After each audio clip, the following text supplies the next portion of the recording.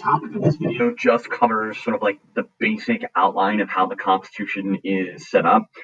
So, for the purposes of like what you need to know, the Constitution obviously begins with one of the more famous like introductions to any document, not just the United States, but probably the history of the world. So, a preamble is an introduction, right? But the preamble in our sort of like country is the opening to the Constitution, which sort of explains like what the whole purpose of the document is. So if you actually look at like the wording of the preamble, it should make sense if you sort of like compare it to the problems that came before it with the Articles of Confederation system. Think about the brilliance in the way that they opened the document. We, the people of the United States, we know that this is not really the case. It's not necessarily a we, the people. There are only a little bit more than 50 people that are not very diverse group that are writing this document. But it sounds like such a great opening that like everybody was involved in the creation of this document when obviously that's far from the case. In order to form a more perfect union, well, if we're talking about a more perfect union, there has to be like a less perfect union. And that's obviously a reference to the Articles of Confederation system that the Constitution was hoping to replace. Establish justice, right? Think about it. Like there is no judicial branch under the Articles of Confederation system. So clearly you're going to have that in the new government led by the Constitution. Ensure domestic tranquility. Domestic means home. Tranquility means peace. So you're talking about like maintaining peace at home, like a direct reference to Shays' Rebellion, which was one of those pivotal moments that convinced many of the leaders that the Articles of Confederation was just too weak to protect the country. Provide for the common defense. Right? Think about it, like a military, a much stronger military, a system of defense that would exist under the Constitution system than what existed under the Articles of Confederation. Promote the general welfare, secure the blessings of liberty. I mean, that's just generic. That could be any of the other sort of improvements that would just make life better under the Constitution than it was under the Articles of Confederation system. To ourselves and our posterity, like our future. I mean, that could be a direct reference to like the amendment process. The idea that this was going to be a document that was going to be able to be like updated in the future and become and stay relevant as changes could be added to what they created in 1787 to ordain and establish the Constitution for the United States of America. So like that's the breakdown of the preamble and how it like directly references many of the weaknesses that were existing in the article system that the Constitution hoped to improve.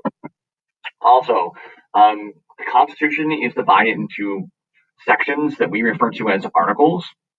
So, again, as we go through the rest of this year, we're going to be looking at the individual articles. Article 1 of the Constitution through Article 3 deal with like the three main branches. Article 1 deals with the legislative branch or Congress. Article 2 deals with the executive branch and the presidency. And Article 3 deals with the judicial branch or like the court system. If you look at the first three articles, Article 1 is by far the longest. If you flip through the Constitution, Article 1 is super long and super detailed. Article 2 is sort of like the next in length, and then Article 3 is like super brief. And this corresponded directly to how much of a threat the founding fathers thought that particular branch would be. They thought that because Congress had the ability to do things like raise taxes and declare war, that it would probably be the most dangerous, and therefore it needed the most rules, regulations, and guidance. So that's why Article 1 is so long. Article 3, the judicial branch, they just didn't see the founding fathers how that branch could be as dangerous. So there's a lot less detail to that branch.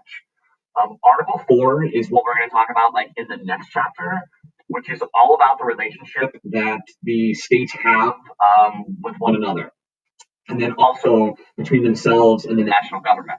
So in order for our system to work, the 50 states now have to be able to play nice with each other, but there also has to be like a satisfactory relationship between the national government and the states, and that's what Article 4 deals with. Article 5 deals with the whole amendment process. There's been 27 amendments added to the document throughout history. The first 10 all come in a package deal known as the Bill of Rights. Then we've had 17 since. That spells out the amendment process that we've already sort of reviewed. Article 6 includes the Supremacy Clause, which basically is just a statement that says that the national government is essentially supreme to the states. This is the opposite of the Articles of Confederation system, where The national government was incredibly weak. This essentially lays down the fact that if the national government has policies and they contradict with the state policies, the national government's going to win that fight every single time. And that's what allows there to be this consistency amongst the various states, is that the national government can determine like a uniform system of government that impacts everybody. The states still have the ability to make lots of decisions themselves, but like the national government has the ability to force this unity amongst them. And then Article 7, the last article of the Constitution, just deals with the process of how the Constitution went from being like a proposal that was developed at the Constitutional Convention to how it would become like the actual supreme law of the country. And that's what we'll sort of look at next.